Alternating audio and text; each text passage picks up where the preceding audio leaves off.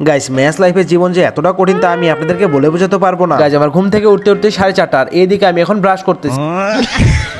Guys এখন আমি একটু ফ্রেশ হয়ে আমার অনেকগুলো কাজ আছে, এই কাজগুলোকে আমাকে পাই টু পাই করা লাগবে একাই। আর গাইজ কয়েকদিন থেকে যে আমার অবস্থা এতটাই খারাপ হয়ে পড়েছে যে খালা আসতেছে না। আর এই দেখেন আমার রান্নার অবস্থা। এন্ড গাইজ আজকে আমি দেখাবো একটা ছেলে কিভাবে ম্যাচে একাই ট্রাভেল করে। এই যে দেখতেছেন না আমার হাতে ডিমগুলো, এই ডিমগুলো দিয়ে আমি এখন রান্না করবো। গাইজ আমার বেডটা দেখেন, ট্যান ট্যাং, এই যে দেখছেন কত সুন্দর বেড। বেডের কি কোয়ালিটি, থাক গাইজ আর কোয়ালিটির কথা বলতেছি না। अरे बाप रे ये तो धोती खोल रहा है। এই যে গাইজ এদিকে আমার বিরিয়ানির স্মেল আসতেছে।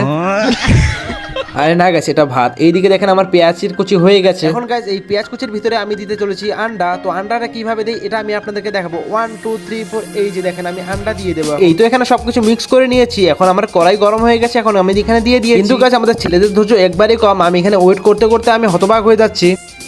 এই যে গাইস আমি একদম রেডি হয়ে আছি। এই যে দেখেন আমার ডিম হয়ে গেছে। এখন আমাদের ভাত আর ডিম একত্রিত হয়ে গেছে। এই তো আমি এখন ভুরি ভেজ করে নিচ্ছি। তোমরা তো তখন লাইক আর সাবস্ক্রাইব করে দাও।